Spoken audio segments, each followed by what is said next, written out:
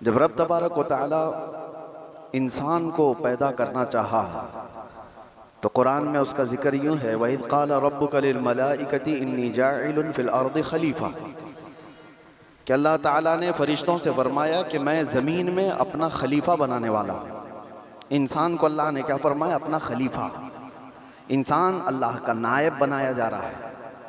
तो फरिश्तों ने क्या कहा था रब ताला की बारगाह में? अतजअलु फ़ीहा मन युफ़सिदु फ़िल अर्द, अतजअलु फ़ीहा मन युफ़सिदु फ़ीहा, ऐ अल्लाह क्या तू ऐसे को खलीफा बनाएगा जो ज़मीन में जाकर फसाद मचाएगा, जुल्म करेगा, खून नाहक करेगा। अल्लाह तबारक व तआला ने इरशाद फरमाया, इन्नी अअलमु मा ला तअलमून, मैं जो जानता हूँ वो तुम नहीं जानते। तो फरिश्तों का ये पूछना अल्लाह की बारगाह में कि ज़मीन में आने के बाद इंसान फसाद मचाएगा, बिल्कुल वो रियल बात थी और आज है। देखा जा रहा है कि ज़मीन में फसाद मचाने वालों की तादाद बढ़ती चली गई। लेकिन अल्लाह का निज़ाम है, ये दारुल अमल है, दारुल इम्तिहान है कि यहाँ भेजा गया है इंसानों को पावर देकर, ताकत देकर, इख्तियार देकर। पाबंदी ऐसे नहीं कि तुम कुछ नहीं कर सकते, आज़ाद अल्लाह तबारक व तआला ने इंसान को पैदा करके इम्तिहान के लिए इस ज़मीन पर भेजा है। लेकिन साथ में रब तबारक व तआला ने इंसानों को हिदायत देने के लिए और बुराइयों से बचाने के लिए अंबिया इकराम भी भेजता रहा कि तुम्हें सीधा रास्ता बताएंगे, फसाद मत करना। पहले दिन से इस रुए ज़मीन पर इंसानों के आने के बाद जो फसाद शुरू हुआ वो कत्ल से शुरू हुआ। आदम अलैहिस्सलाम के बड़े बेटे का कत्ल हो गया। दो चीज़ें आप जहन में रखें, इस रुए ज़मीन पर पहला फसाद है कत्ल, और वजह क्या बनी कत्ल की? औरत। औरत की वजह से जो तारीखों में ये मिलता है, दो भाई एक ही औरत से शादी करना चाहते थे और एक के हक में वो जायज़ था जो शरीयत आदम में था, लेकिन दूसरा नाहक उस औरत को हासिल करना चाह रहा था। तो उसने अपनी औरत को हासिल करने के लिए रास्ते से उसके जायज़ शोहर को हटाने के लिए कत्ल कर दिया। ये दुनिया का पहला कत्ल था। तो कत्ल से शुरुआत हुई, औरत सबब बनी, उसके बाद ये फितनों का दौर और फसाद का दौर चलता रहा। रुए ज़मीन पर फसाद होता रहा और अंबिया इकराम अलैहिस्सलाम आते रहे और वो हिदायत दो तरीके से देते। ज़ुबानी तौर पर, अखलाकी तौर पर जो दावत है उनकी सीधे रास्ते की वो देती, लेकिन कुछ ढीठ तबीयत के लोग होते हैं तो उनको अपने मौजिज़े दिखा करके दावत देते हैं। कुछ लोग हैं जब तक उनको अचंभे वाली चीज़ नज़र ना आए तो उनकी तबीयत एक्सेप्ट नहीं करती। तो अल्लाह के नबियों ने मौजिज़े भी दिखाए। मौजज़ा नबी के हक होने की दलील है। ये दो चीज़ें जब नहीं मानी कौम ने, पहले उनकी वाज़ो नसीहत, दूसरे उनके मौजज़े से भी नहीं मानी, तब फिर तीसरी चीज़ है अल्लाह का अज़ाब। अल्लाह का अज़ाब आया और उन्हें घेर लिया। और ये तारीख़ में एक बार नहीं बार बार होता रहा। रब तबारक व तआला मोहलत देता है ज़ालिमों को। और कुरान पाक की वही आयत मैंने आज आपके सामने तिलावत की। अल्लाह फरमाता है, वला तहसबन्नल्लाह गाफ़िलन अम्मा यअमलु ज़ालिमून, लोगो ये हरगिज़ गुमान मत करना कि अल्लाह तबारक व तआला ज़ालिमों से बेखबर है। हरगिज़ ये मत सोचना कि वो गाफिल है अल्लाह जो कुछ जालिम कर रहे हैं इन कामों से, हरगिज़ नहीं। इन्नमा युअख्खिरुहुम, हाँ वो उनको ढील दिया हुआ है, लियौमिन तशख़सु फ़ीहिल अब्सार, उस दिन तक के लिए ढील दिया हुआ है जब सबकी आंखें उन्हें पहचान लेंगी और दर्दनाक तरीके से उनकी गिरफ्तारी होगी। जुल्म क्या चीज़ है, इसकी डेफिनेशन ज़रूरी है हर इंसान को मालूम होना। जुल्म आम तौर पर हम लोग ये समझते हैं कि ना इंसाफी, इनजस्टिस को जुल्म कहा जाता है, और वो दूसरे के ऊपर जब भी किया जाए तो उसको जुल्म, बल्कि जुल्म आदमी अपने आप से शुरू करता है।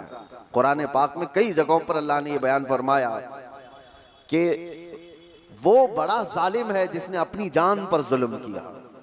दूसरों पर जुल्म बाद में होगा, तकरीबन इंसान अपने आप पर भी तो जुल्म कर रहा है।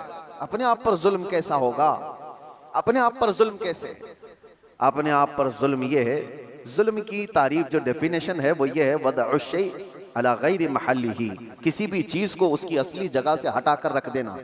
टोपी को अगर कोई पाँव में पहने तो उसकी जगह तो नहीं है, चप्पल को कोई सरों पर रख रहा है तो उसकी जगह तो नहीं है।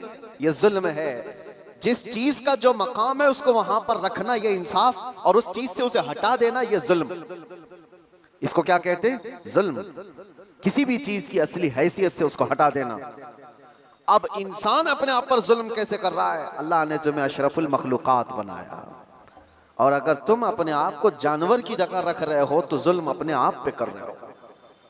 सबसे पहले तुम अपने आप पर जुल्म कर रहे हो। तुम जानवर नहीं, तुम गलाजत नहीं खाते, तुम माँ बहनों के साथ ज़िना नहीं करते, अशरफुल मखलूकात बनाए गए हो। अल्लाह ने तुम्हें अक्ल सलीम अता किया, सूझबूझ की ताकत अता किया, अच्छे बुरे में तमीज़ करने का सलीका दिया। ये सारी चीज़ें अल्लाह ने तुम्हें अता की हैं।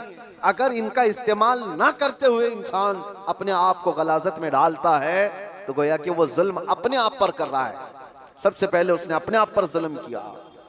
जब कभी कोई गुनाहों में मुलव्विस होता है तो कुरान कहता है उसने अपने आप पर जुल्म किया है। इसीलिए तौबा के मुतालिक जब भी फरमाया गया तो यही कहा गया, जिन लोगों ने अपनी जानों पर जुल्म किया है।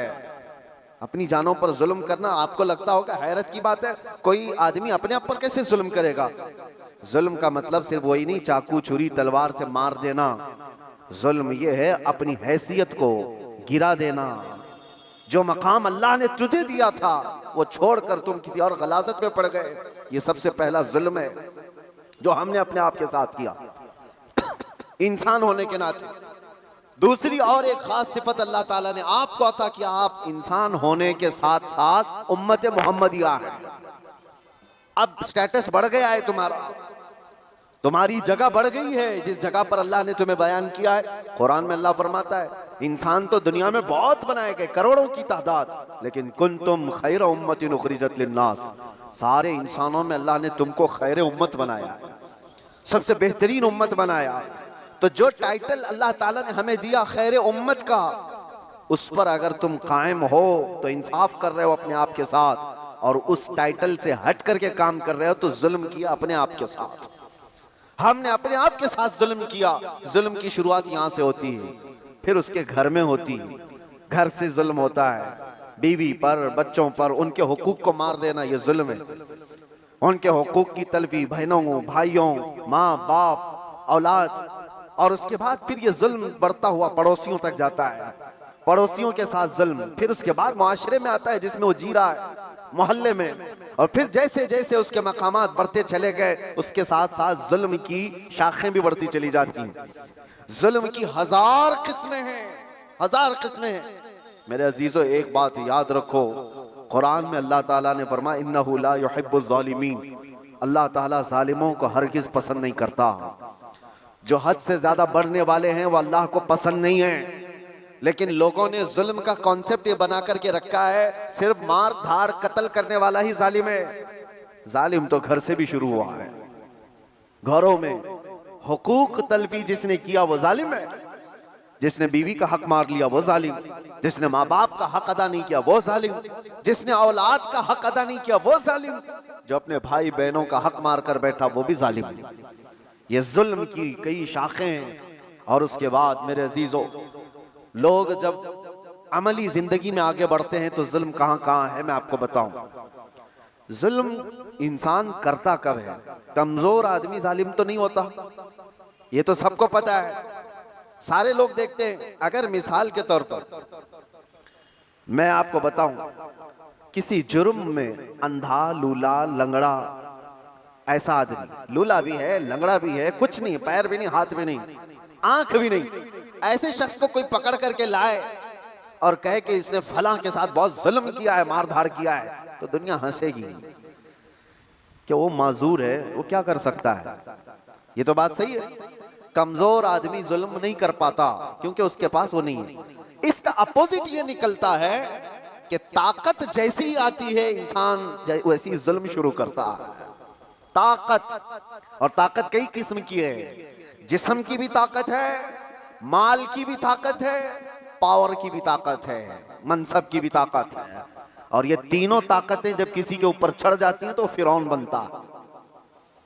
ये तीनों ताकतें, जानते हो आप, फिरौन तन्हा 1000 लोगों से लड़ सकता था और ताकत उसकी जिस्मानी ऐसी थी कि 90 साल तक उसको बुखार भी नहीं आया, कभी सर्दी बुखार भी नहीं, कभी बीमार नहीं हुआ। ये जिस्मानी ताकत। माल की ताकत तो ऐसी कि आधी दुनिया के खजाने उसके थे। और पावर की ताकत ऐसी कि बादशाह आजम बना बैठा था, लोग तो उसके सामने झुकते थे। जब तीन चीजें ऐसी साथ मिल जाती हैं तो फिरौन बनने की कोशिश करता है हर आदमी। आज के दौर में भी मेरे अजीजों, ये तीन चीजें बड़ी आजमाइश के साथ आती हैं कि जुल्म से अपने आप को बचाओ। माजूर आदमी क्या जुल्म करेगा, उसके लिए वो इम्तिहान नहीं है। जो बिस्तर पर पड़ा हुआ है, जिसकी ना जिस्मानी ताकत है, ना माली पैसी ताकत है और ना पावर उसके पास है, ऐसा आदमी क्या जुल्म करेगा। जुल्म वो करता है जिसके पास ताकत हो, और ताकत वाले के साथ इम्तिहान भी ज्यादा है। अजीजा ने गिरामी वकार, आज हम देख रहे हैं ताकत 3 किस्म की मैंने बताया। सबसे पहले मैं शुरुआत करता हूं जिस्मानी ताकत। जिस्मानी ताकत जब किसी के पास हो तो सबसे पहले वो मुक्का आजमाई की कोशिश करता है, हर एक पर देखता है मेरा मुक्का कितना तेज लगता है। वो ट्रायल शुरू कर चुका है। बॉडी बनाने के साथ ही उसको चाहिए ये कि किसी पर एक थप्पड़ लगा करके देख लूं कितना तेज लगता है। उसकी जिस्मानी ताकत का वह इस्तेमाल शुरू कर चुका है। मैं आपको बताऊं, जिस्मानी ताकत में मेरे अजीजों हैदर कर्रार को कौन पहुंच सकता है। जो शेरे खुदा, फातह खैबर, मुश्किल कुशा सैयदना अली इब्न अबी तालिब करमल्लाहु वजहुल करीम, उस जमाने के 40 सहाबा जो दरवाजा उठा नहीं पा रहे थे, तन्हा हजरत अली ने एक हाथ से उठाकर फेंक दिया था। जिनकी ताकत का यह अंदाजा करो, हैदर कर्रार की जिस्मानी ताकत को सारी ये सब नहीं पहुंच सकते काजू बादाम वाले। लेकिन एक जंग के मौके पर मौला अली शेर खुदा रदी अल्लाह तआला अन्हु लड़ रहे हैं और सामने जो मुकाबिल में पहलवान था अचानक उसको ऐसा पछाड़ दिया कि उसके सीने पर चढ़कर खड़े हो गए। अब हैदर कर्रार के शिकंजे में जो आ जाए, अरे वो शेर नर है जिनकी माँ ने ही नाम हैदर रखा हो। जैसे ही वो पंजे में आया, क्या करता, कसमसाया, फड़फड़ाया, लेकिन उसने एक काम क्या किया, आपके मुंह पर थूक दिया। थूक दिया। जाहिर सी बात है लास्ट मोमेंट पे आदमी ये कोशिश करता है कि मैं मर ही रहा हूं तो सामने वाले को कुछ करके चला जाऊं। उसने थूक दिया। ऐसी मोमेंट पर ताकतवर का गुस्सा डबल हो जाता है। मैं पहले एक बार में मारने वाला था, अब 4 बार में मारूंगा। तूने किया कैसे मेरे साथ? किसी को तुम एक मार रहे थे लेकिन उसने माँ की गाली दे दी, अब 4 और लगाओगे, क्योंकि गुस्सा बढ़ गया है। गुस्सा और तिलमिलाया है तुम्हारा। हज़रत अली के साथ ये हुआ। उनके सामने जो मगलूब था उसने थूक दिया। होना ये चाहिए था कि आप तड़पा तड़पा के उसको मारें। जिसके चेहरे को देखना रसूलुल्लाह ने इबादत कहा, उस चेहरे पर अगर कोई थूके तो उसको तो तड़पा के मार देते। हज़रत अली छोड़कर खड़े हो गए, उसको छोड़ दिया। मारने का था, छोड़ दिया, खड़े हो गए, कहा जा। उसने ताज्जुब से पूछा कि मैं तो मरने ही वाला था इसलिए थूक दिया और तुमने छोड़ क्यों दिया? मौला अली करमल्लाहु वजहुल करीम का जवाब सुनो ताकत वाले। आप फरमाते हैं अल्लाह ने मुझे जो जिस्मानी ताकत दी है वो मैं खालिस अल्लाह की रजा के लिए इस्तेमाल करता हूँ। जब तूने थूक दिया तो मेरा नफ्स शामिल हो गया। अब अगर मैं मारता तुझे तो बात ये होती कि तेरे थूक के बदले में मैंने मारा है। मैं तुझे मुझ पर थूकने के बदले नहीं मार रहा था, तो अल्लाह और उसके रसूल का दुश्मन है इसलिए मार रहा था, और ये नफ्स शामिल हो गया इसलिए मैंने छोड़ दिया। ताकत का इस्तेमाल ऐसे वक्त में कोई करके दिखाए। मेरे अजीजों, आज तो हाल ये, किसी को क्रिटिसाइज नहीं कर सकते। अभी कुत्ता बोल दो तो क्या करते हैं, हम तो जाके आए, ना इनको कहा नाम लेकर, कुछ नहीं। उसके बावजूद भी एक बड़ी आजमाइश से गुजर करके आए। बर्दाश्त की ताकत नहीं है। मौला अली करमल्लाहु वजहुल करीम को उनके सामने दुश्मन मगलूब ने थूक दिया, तब छोड़ दिया आपने। कहा मैं अपने नफ्स के लिए नहीं लड़ता, अपने नफ्स के लिए नहीं। और आज जो कुछ भी पावर का इस्तेमाल है, ताकत का इस्तेमाल है, वो सिर्फ और सिर्फ नफ्स के लिए है। आज नफ्स के लिए है। ये एक मिसाल मैंने आपको बताया जिस्म का गलत इस्तेमाल करने वाले लोग। और क्या समझते हो तुम्हारी ताकत क्या ये हमेशा की है? चंद दिन का इंतजार करो, दांत टूट जाएंगे, कमर झुक जाएगी और उसके बाद आजाद जवाब देने लगेंगे। जिन हाथों से तुमने मुक्का आजमाई की थी, चंद दिनों के बाद वो हालत होने वाली है कि हाथ से तुम्हारे गिलास भी नहीं पकड़ा जाएगा। रोटियां तुम्हारे हलक तक डालने के लिए हाथ कप कपा रहे होंगे। हमने बड़े बड़े पहलवानों को बिस्तर पर पांव रगड़ रगड़ कर मरते हुए देखा है। ये जिस्मानी ताकत फानी है, खत्म होने वाली है। और समझ लो कि तुम में बुढ़ापा नहीं आया, कमजोरी नहीं आई, बीमारी नहीं आई, तब तो मौत तो आनी है, चाहे जवानी में आए। और मेरे आका सल्लल्लाहु तआला अलैहि वसल्लम एक बार हजरत अबू हुरैरा रदियल्लाहु तआला अन्हु के साथ एक ऐसे खंदक के पास से गुजर रहे थे जहां लोग कूड़ा करकट कचरा सब फेंका करते थे। वहां पर मेरे आका सल्लल्लाहु तआला अलैहि वसल्लम खड़े हो गए। हजरत अबू हुरैरा से कहते हैं, इस खंदक में कुछ तुम्हें नजर आ रहा है? तो आपने कहा, हाँ या रसूल अल्लाह सल्लल्लाहु अलैहि वसल्लम, हड्डियां हैं पुरानी। आप सल्लल्लाहु अलैहि वसल्लम ने फरमाया, ये उन मरे हुए लोगों की हड्डियां हैं, उनके कपड़े हैं जो गल चुके हैं, जो अपने जमाने में ऊंची सवारियां करते थे, बड़े जिस्मों के मालिक थे। इनको ताकत और कुव्वत बहुत दी गई थी और आज ये सड़ गल गए हैं और कीड़ों की ग़िज़ा बने। ये हश्र तो उन ताकतवरों का भी होगा जो आज अपनी ताकत का गलत इस्तेमाल कर रहे हैं। थोड़े दिनों की बात है, आप ये ताकत को फानी होते हुए देखेंगे। इसलिए मेरे अजीजों, जब अल्लाह ताला ने जिस्मानी ताकत दिया है तो संभाल करके रखना कि हाथ उठे तो कहीं जुल्म के लिए ना उठे, जुल्म के लिए ना उठे। जिस्म का इस्तेमाल कभी अपने नफ्स के लिए ना हो। इमाम अहले सुन्नत इमाम अहमद रजा खान फाजिल बरेलवी रदियल्लाहु ताला, कौन नहीं जानता, आज आशिकों के इमाम, बरेली के ताजदार, जिन्होंने हजारों मसाइल का हल लिख दिया अपनी जिंदगी में, 1000 से ज्यादा किताबें लिख दी।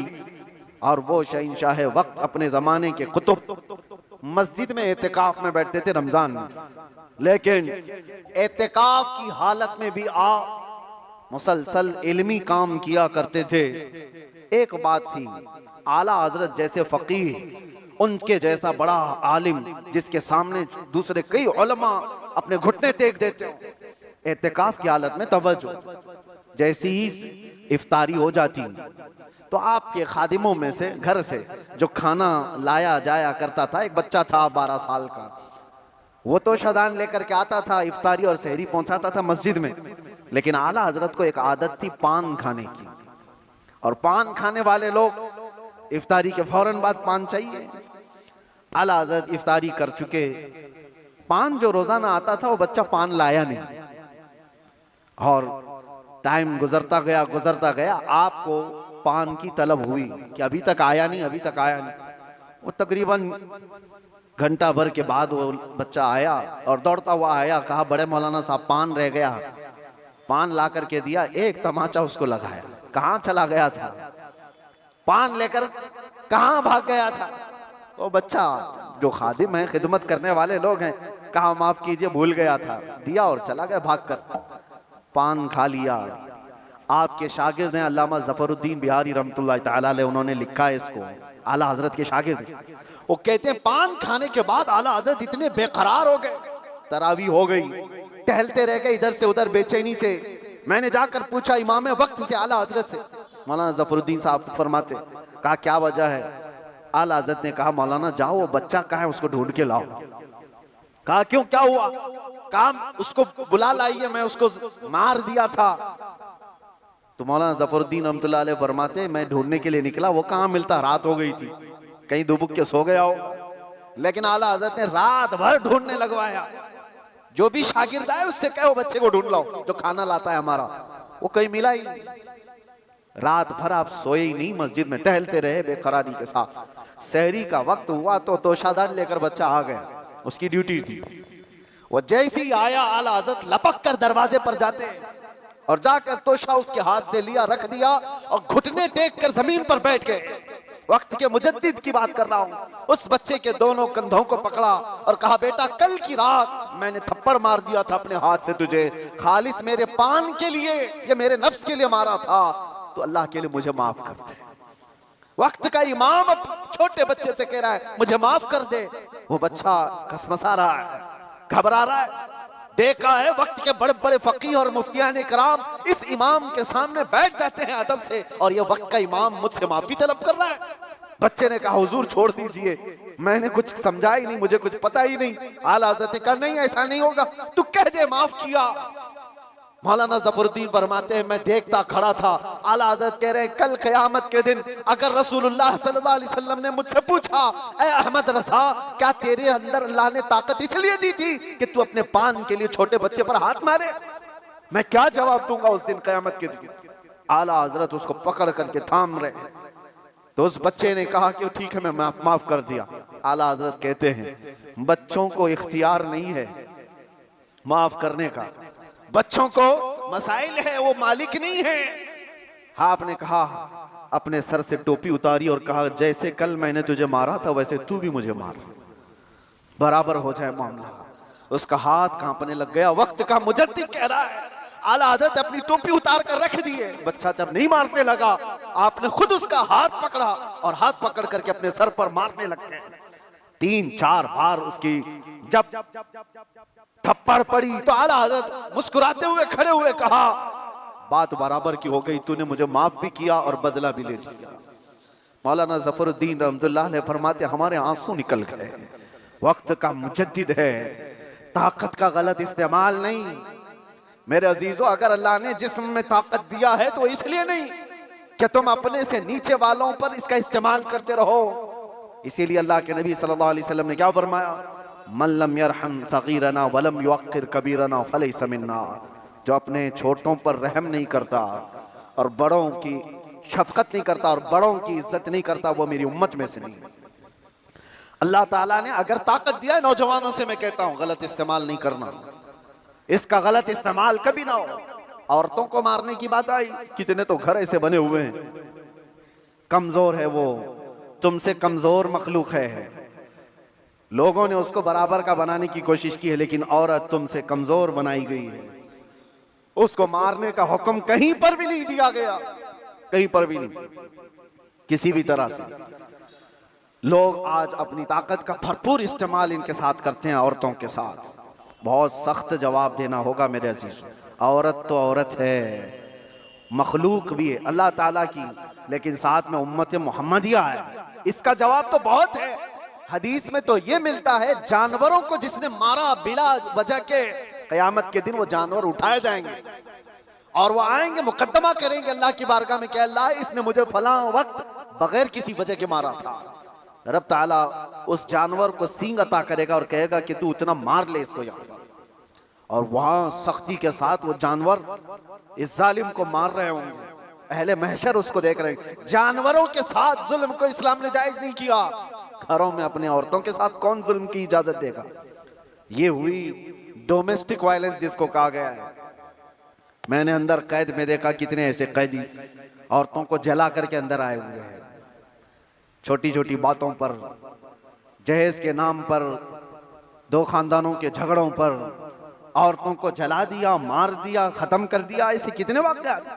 इंसान को जब ताकत ज्यादा आ जाए तो वो जुल्म के रास्ते पर आ जाता है। यहाँ अपने आप को कंट्रोल करना मेरे अजीजों ये वक्त का बहुत बड़ा चैलेंज है तुम्हारे साथ। ये हुई जिस्मानी ताकत, और जब माल आ जाए अल्लाह अकबर, ये बड़ी आजमाइश है, ये बड़ी आजमाइश है। चर्बी ज्यादा उस वक्त आती है जब माल ज्यादा आता है। जिस्मानी ताकत तो चले, आदमी अपने आप को कंट्रोल कर लेगा, रोक लेगा, लेकिन माल की चर्बी ये बड़ी खतरनाक है। ये तो गरीबों का मजाक उड़ाती है सबसे पहले, दीन को हल्का समझती है सबसे पहले। ये मौलाना लोग ये हमारी कैटेगरी के नहीं है, या उलमा ये तो कमतर लोग हैं, यतीम लोग हैं, लावारिस लोग हैं। मालदार सबसे पहले दीन का मजाक उड़ाने लग जाता है। इसीलिए माल आए तो हमेशा दुआ ये करना कि अल्लाह माल के साथ उस्मान गनी की सखावत अता कर दे। माल आए तो अब्दुर्रहमान बिन औफ की अखलाक व किरदार के साथ आए, वरना कारून के पास भी था, शद्दाद के पास भी था, हामान के पास भी था, माल बहुत था उनके पास, लेकिन उनके माल ने उनको तबाह व बर्बाद कर दिया। आज भी जिसके पास माल आया, पैसा आया, वो ये सोचता है रातों रात सब कुछ मैं अपना बना लूं, अपना खरीद लूं। अच्छा एक बात और भी मैं बता दूं, जिन 3 चीजों की बात मैंने कहा, जो इंसान को जुल्म के रास्ते पर लाती है। पहले उसकी जिस्मानी ताकत, दूसरे दौलत, तीसरे पावर, ओहदा। ये तीनों ऐसी चीजें हैं जो परमानेंट रहने वाली है ही नहीं। परमानेंट रहने वाली तीनों में से कोई चीज नहीं है। हाँ, इतना है कि जिस्मानी ताकत को जाने में टाइम लग सकता है, थोड़े टाइम बाद जाएगी, लेकिन वो भी पक्का नहीं। किसी हादसे में गिर गया, वो सारी जिस्मानी ताकत भस्म हो जाएगी। लकवा मार गया तो बड़ा सा बड़ा पहलवान बिस्तर पर आ गया, कुछ नहीं होने वाला है। मैंने सऊदी में देखा एक बहुत हट्टे खट्टे आदमी को, कोमा में है बेचारा, अब तो गल गया, लेकिन जिस वक्त कोमा में आ गया तो सिर्फ एक अटैक कुछ हुआ, कोमा में चला गया, जिस्म पूरा गल गया, खत्म हो गया। तो जिसको अपने जिस्म पर बहुत ताकत था वो अचानक भी जा सकता है, लेकिन नॉर्मली देखा गया है कि जाने में टाइम लगता है। जिस्मानी ताकत, माल का कोई भरोसा नहीं। लोग ये कहते इतना हमारे पास है कि 7 पुश्ते खाएंगी। हमने उस घर को भी देखा, उसका खुद बेटा आज 10-10 रुपए की भीख मांगता है। जिसने ये कहा था कि इतना मेरे पास है कि 7 पुश्ते खा सकती हैं, उसका सगा बेटा आज 10 रुपए मांगता है। ये माल को जाने में ज्यादा वक्त नहीं। तीसरा पावर और मनसब। जो लोग आज बैठे हुए हैं उनको लगता है कि सब कुछ हम अपनी कुर्सी से कर लेंगे। तुम्हारी कुर्सी को हिलने में देर नहीं लगता। तुम्हारा जुल्म जो है ये दीमक है जो इस कुर्सी को खाकर खत्म कर देगा।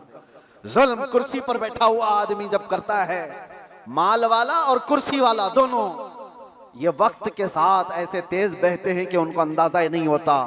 उन्हें पता नहीं उनके जुल्म के शिकार मजलूमीन की आहें अल्लाह तक जा रही हैं। रब तबारक व तआला कुरान में फरमाता है कि अल्लाह तबारक व तआला इनके कामों से बेखबर नहीं। जो लोग पीड़ित हैं, जुल्म के निशाना बने हुए हैं, तो क्या इनको इंसाफ नहीं मिलेगा? दुनिया की अदालत इंसाफ ना दे, अल्लाह की अदालत तो है जो इंसाफ अता करे। जालिम दुनिया में भी भुगतेगा और आखिरत में उसका दर्दनाक अंजाम है, दर्दनाक अंजाम। फिरौन के साथ क्या हुआ, नमरूद के साथ क्या हुआ? अरे एक मच्छर से हिलाक हो गए। फिरौन पानी में गर्क कर तबाह हो गया, गर्क होकर तबाह हो गया। अबू जहल को 2 छोटे बच्चों ने मार के गिरा दिया। जो ताकत और माल का नशा था जिसको, आज हालात ऐसे मेरे अजीजों, ये 2 तरह का जुल्म बहुत बढ़ गया है, माल का और पावर का।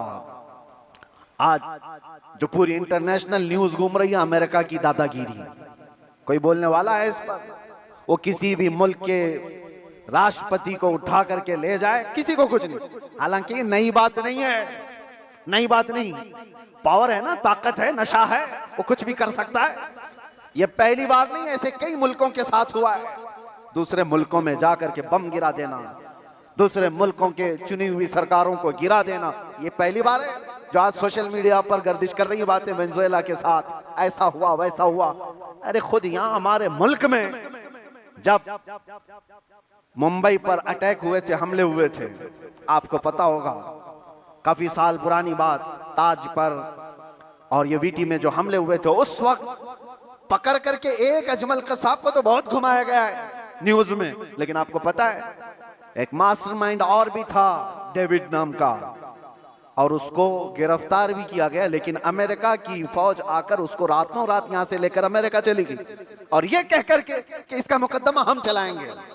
दादा है साहब, हमारे मुल्क का मुजरिम है, हमारे मुल्क में फसाद किया, लेकिन कानून उनका चलेगा। ये क्या है? ये पावर का इस्तेमाल। दुनिया यही चीज देखती है आज, जिसकी लाठी उसकी भैंस कहा जाता है। ये मुहावरा यही है, ताकत का ऐसा इस्तेमाल। और ये लोग दुनिया को इंसानियत का दर्ज दे रहे हैं, ह्यूमन राइट्स बनाए हुए बैठे हैं। इंसानों के अकदार ये सिखाएंगे हमें जो दुनिया को जुल्म से हाँकते हैं। मेरे अजीजों, एक बात याद रखो, अल्लाह के नबी सल्लल्लाहु तआला अलैहि वसल्लम ने अगर फरमाया कि जुल्म को अल्लाह पसंद नहीं करता, तो रसूलुल्लाह ने अपनी जिंदगी से करके दिखाया है। यह नहीं है कि तकरीरों में कहा है या कोई स्टेटमेंट है।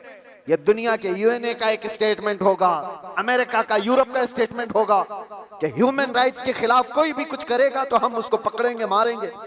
जुल्म के खिलाफ हम बोलेंगे, हम पीस चाहते हैं। ये सब ढकोसले हैं, जुमलेबाजियां हैं, लेकिन सब उनके खुद के अमल की बात आए तो कोई इसमें खरा नहीं है, कोई पक्का नहीं है।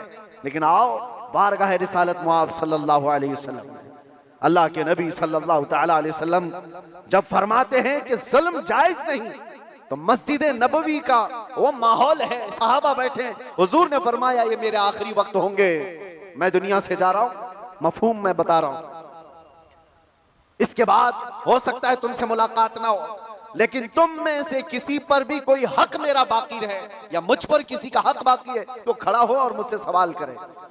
हुजूर ने फरमाया, और एक साहबी खड़े हो गए, कहा या रसूलुल्लाह आप पर मेरा एक हक है। कहा क्या है? फला जंग में जब जा रहे थे आप सफ़ें सीधी कर रहे थे, मैं थोड़ा बाहर आ गया था, आपने छड़ी से मुझे मार दिया था, मैं बदला लेना चाहता हूं, आप पर मेरा हक है। तो रसूल करीम सल्लल्लाहु तआला अलैहि वसल्लम ये नहीं फरमाया इस्लाम का बादशाह जो इस्लामी सल्तनत को एस्टेब्लिश कर रहा हो कि तुम बादशाह जो पूरे कायनात में फैलने वाला दीन है उसके मुक्तदा और उसके आका से बदला लेने की बात कर रहे हो। नहीं फरमाया, हुजूर ने फरमाया उठो आओ। हजरत उमर तलवार निकाल लिए थे, कहा कौन है जो रसूलुल्लाह से बदला लेगा? हुजूर ने फरमाया उमर तलवार नीची करो, या अदालत की महफिल है, ये इस्लाम है, ये अल्लाह तबारक व तआला की मंशा के मुताबिक चलेगा, ना कि पावर के मुताबिक। पावर तुम्हारे पास है, इख्तियार तुम्हारे पास है। हुजूर ने फरमाया आ जाओ। वो सहाबी आए, लेकिन उन्होंने ये भी तकाजा किया कि या रसूल अल्लाह जिस वक्त आपने मारा था मेरे जिस्म पर जुब्बा नहीं था, मैं नंगी पीठ था, आपने मार दिया था, मैं चाहता हूं आप भी अपना जुब्बा उतार दीजिए। हुजूर पाक सल्लल्लाहु अलैहि वसल्लम ने उस वक्त अपना जुब्बा उतार दिया बगैर कुछ कहे। उस सहाबी ने बढ़कर मेरे आका की मोहरे नबूवत का बोसा ले लिया। दोनों कंधों के बीच हुजूर के एक ऐसी मोहरे नबूवत थी जो सूरज से ज्यादा चमकती थी। ये निशानी थी मेरे आका के खातमुन नबीयीन की, खत्म नबूवत की मोहर।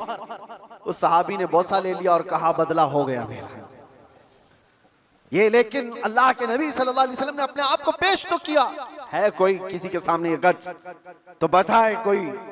अरे आज का कोई भी नेता खड़ा होकर के कह दे किसी पर कोई हक बाकी है तो पूरे घर निकल आएंगे। हाँ, सबका तो खा के बैठा हुआ है छोटी छोटी चीजों के लिए। अब तो देखें लोग फिर भी संभलते नहीं है। मुझे हैरत इस बात की होती है, ये जो अभी इलेक्शन आ रहे हैं सारे नेता तो बाहर निकले होंगे, सब तुम्हारे पास अपनी अपनी कहानियां लेकर, लेकिन इनके पिछले जुल्म तो याद नहीं है, लोगों को भूल जाते हैं। अरे पानी के लिए लोगों से रिश्वत, घर के लिए रिश्वत, हर चीज के लिए ये मखलूक के साथ जो जुल्म करके कुर्सी संभालते हैं, इनका जब वक्त आए तो मेरे अजीजों तुम्हें भी तो अपने पावर का इस्तेमाल करना चाहिए। एक बात याद रखो, इमाम हुसैन का ये जुमला है, आपने फरमाया था कि मेरे नजदीक जालिम वो नहीं जो किसी को मारता है, जालिम वो भी है जो उसके जुल्म को देखकर खामोश रहता है, आवाज नहीं उठाता। और यहाँ आवाज उठाने की बात तो छोड़ो, तुम तो ताउन कर रहे हो। आप भाई आगे बढ़ो, हम तुम्हारे साथ हैं, जुल्म करते रहो हम भी तुम्हारे साथ हैं, पैसा खाते रहो हम भी तुम्हारे साथ हैं। ये क्या है? ये निजाम को बदलने की जरूरत है। आज पावर का जो इस्तेमाल हो रहा है, गलत इस्तेमाल, इसको बदलने की अपने अंदर सोच पैदा करो। आप सोचते होंगे हम थोड़ी तादाद में, हमसे क्या होगा? हरगिज मत सोचो, एक की सोच से भी इनकलाब आता है, एक की सोच से भी इनकलाब आता है। बढ़ना तुम्हारा काम है। तुम क्यों सोचते हो कि पूरी दुनिया मेरे साथ खड़ा होना चाहिए? नहीं, सरकार मुजाहिदे मिल्लत रहमतुल्लाह ताला अलैह बहुत दिल के अंदर मलाल लेकर के चलते थे। उम्मत के हालात ऐसे, मैं उनको पढ़ा तो मैं भी कई मर्तबा ऐसा, जिसको कहते हैं ना डिसअपॉइंट हो जाना, हालात को देख रहे यार कोई आता ही नहीं, क्या फायदा का हम चिल्लाते रह जाएं, लोग आपस में इख्तिलाफ करके छोड़ के चले जाएं। हुजूर मुजाहिद मिल्लत रहमतुल्लाह ताला अलैह एक बार लोगों को बुलाए थे कि दिल्ली आओ, लेकिन उनकी जितनी तादाद उनको मकसूद थी नहीं आए, तो बहुत ज्यादा नर्वस हो गए। कहा कि इस उम्मत के लिए हम आवाज उठा रहे हैं, ये आने को तैयार नहीं। वापस आए, उस वक्त सुना सरकार मुफ्ती आजम हिंद रहमतुल्लाह ताला अलैह आला हज़रत के शहजादे, उन्होंने कहा था कि मौलाना लोगों को मत देखो, दुनिया जो है कूफा में इमाम मुस्लिम के साथ शाम में 60,000 की तादाद में नमाज पढ़ती है और दूसरे दिन फजर में 2 बच्चों के अलावा कोई नहीं होता। आप इनके बेस पर ना आओ, आप अल्लाह के भरोसे पर जाओ। इसलिए कि गरीब नवाज पहले से हिंदुस्तान में माहौल बना के नहीं आए थे, अल्लाह के भरोसे आए थे, अल्लाह ने माहौल बना दिया।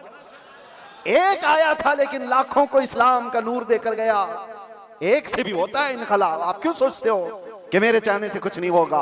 आप सोचो, खड़े हो इनकलाब के लिए, कि मैं जालिम का साथ नहीं दूंगा, जुल्म के खिलाफ रहूंगा। लोग तो बिक रहे हैं आज। हमारे यहाँ एक नेता साहब ने कह भी दिया कि मुसलमानों के वोट की हमें कोई जरूरत नहीं, इनको लुभाने की जरूरत नहीं, एक रात पहले 1-1 हज़ार में बिक जाएंगे, इनके घरों में 1-1 हज़ार का लिफाफा पहुंचा दे, ये बिक जाएंगे, हो जाएगा।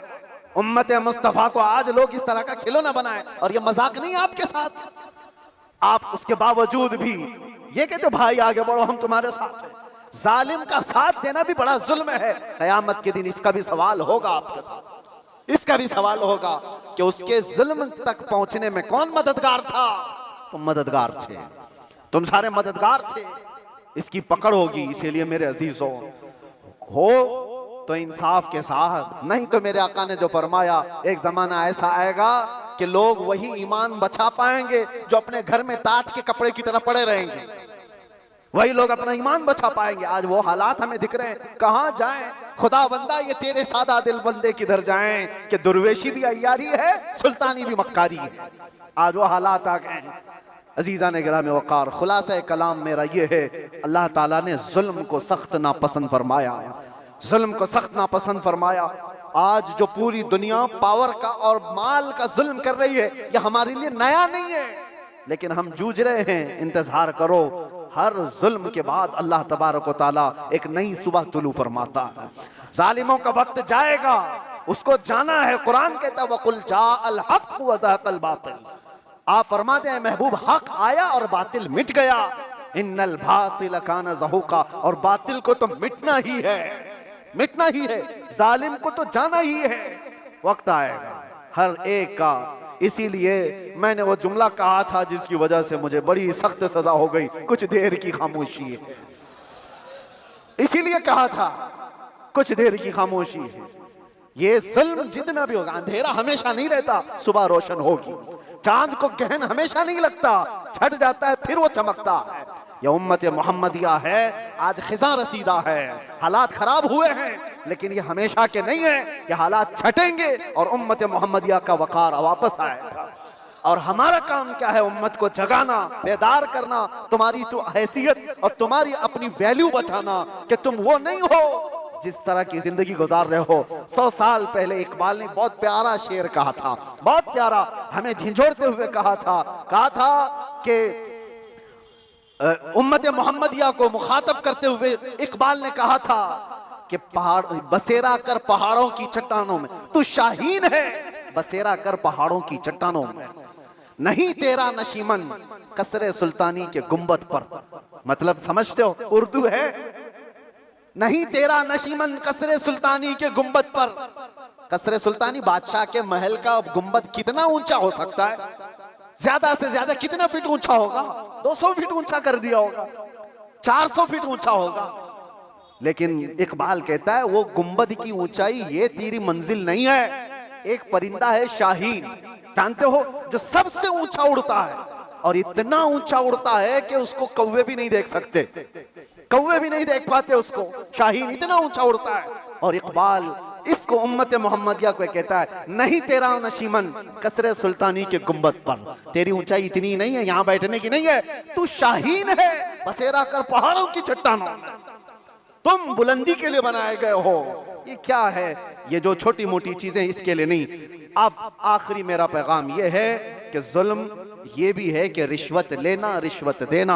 अल्लाह के नबी सल्लल्लाहु अलैहि वसल्लम ने फरमाया, अर्राशी वल मुर्तशी किलाहुमा फिन्नार। रिश्वत लेने वाला, रिश्वत देने वाला दोनों जहन्नम में जाएंगे। मेरे आका ने फरमाया, हाँ, वोट के लिए जो पैसा बांट रहा है और जो ले रहा है, अगर ये रिश्वत की मंजिल में आया, दोनों जहन्नमी हैं। ये मेरे आका की हदीस है, इसलिए कान खोल करके सुनो। उम्मत को हक बताना ये मेरा फरीजा है। बाद में जहन्नम का काम करना ना करना ये तुम्हारे हाथ में है। अल्लाह तबारक व तआला सबको हिदायत अता फरमाए। रब तबारक व तआला जुल्म की हर शाख से हमारी हिफाजत फरमाए। व आखिर दावाना अनिल हम्दुलिल्लाहि रब्बिल आलमीन। अस्सलामु अलैकुम।